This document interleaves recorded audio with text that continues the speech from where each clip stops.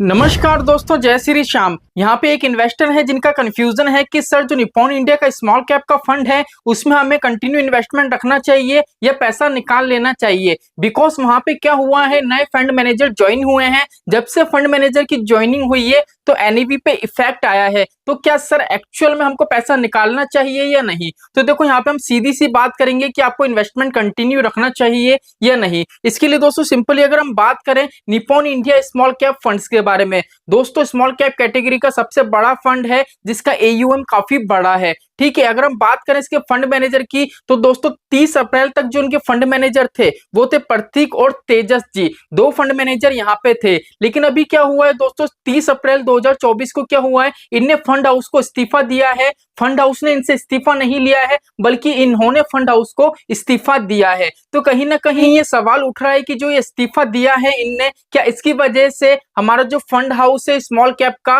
Nippon India small cap का, क्या इसमें क्रैशेस हमको देखने को मिल सकते हैं या नहीं? तो देखो पहली चीज तो ये है दोस्तों, जो नए फंड मैनेजर नियुक्त किए गए हैं जिनकी ज्वाइनिंग हुई है 1 मई से, वो दोस्तों उनका नाम है समीर रच जी। अब अगर समीर रच जी की बात करें दोस्तों तो टोटल अभी तक दोस्तों ये 3 फंड के फंड मैनेजर रह चुके हैं। अगर यहाँ पे इनकी बात करें तो दोस्तों टोटल इनको जो एक्सपीरियंस है वो 29 साल का एक्सपीरियंस है। अब बात ये आती है कि सर जो क्रैशेस अभी देखने को मिल रहे हैं उसका रीजन क्या है? देखो पहली चीज तो है फंड हाउस की तरफ से ऐसी कोई भी न्यूज नहीं आई है कि फंड के अंदर का जो परफॉर्मेंस था या फंड के अंदर ऐसी कोई दिक्कत परेशानी चल रही थी जिससे जो फंड के मैनेजर हैं उनने इस्तीफा दिया है। ऐसी कोई बात फंड हाउस से नहीं निकल के आई है।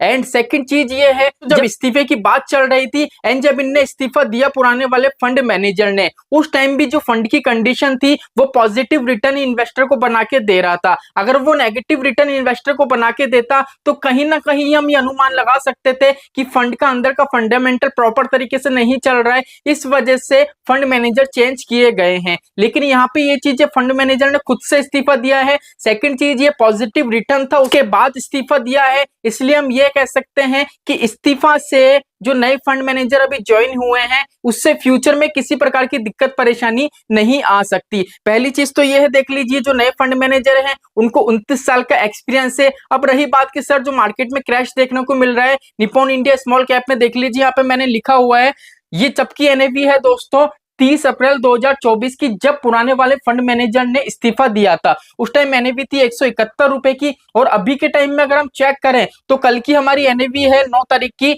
168 की। तो यहाँ पे देख लीजिए एनएवी डाउन हुई है। अब एनएवी दोस्तों डाउन इसलिए हुई है बिकॉज अगर आप चेक करोगे मार्केट का स्मॉल कैप में दोस्तों काफी ज्यादा क्रैशेस आए हैं। पर्टिकुलर आपका जो निप्पॉन इंडिया स्मॉल कैप है इसमें क्रैश नहीं आए, बल्कि स्मॉल कैप के जितने भी फंड हैं उसमें 2 से 3% का क्रैश आपको देखने को मिलेगा। मैंने मॉर्निंग में ही इस पे पर्टिकुलर वीडियो बनाई थी, अगर आपने वो वीडियो नहीं देखी हो तो कंप्लीट वीडियो वॉच कर लेना, लिंक आपको डिस्क्रिप्शन में दे दूंगा। इसलिए दोस्तों जितना भी ये मार्केट में क्रैश आ रहा है इसका रीजन कुछ और है। ये क्रैश कब तक चलेगा इसकी कंप्लीट जानकारी आप वो वीडियो देख लीजिए, ठीक है। लेकिन यहाँ पे मैं आपको बता दूं जो फंड मैनेजर चेंज हुए हैं उससे किसी प्रकार की दिक्कत परेशानी नहीं है। आप अपना फंड है उसको इन्वेस्टमेंट कंटिन्यू रख सकते हो क्योंकि दोस्तों बहुत बड़ा फंड हाउस है। एंड अगर ऐसा कुछ होता तो कहीं ना कहीं से कोई न्यूज निकल के आती, लेकिन ऐसी कोई सी भी न्यूज नहीं निकली है कि फंड के अंदर का परफॉर्मेंस खराब था या कोई ना कोई यहाँ पे बातचीत खराब हुई है। लेकिन ऐसी कोई भी बात नहीं है, इसलिए आप कंटिन्यू अपना इन्वेस्टमेंट रख सकते हो। तो चलिए दोस्तों आज के लिए इतना ही, मिलते हैं हमारी नेक्स्ट वीडियो में।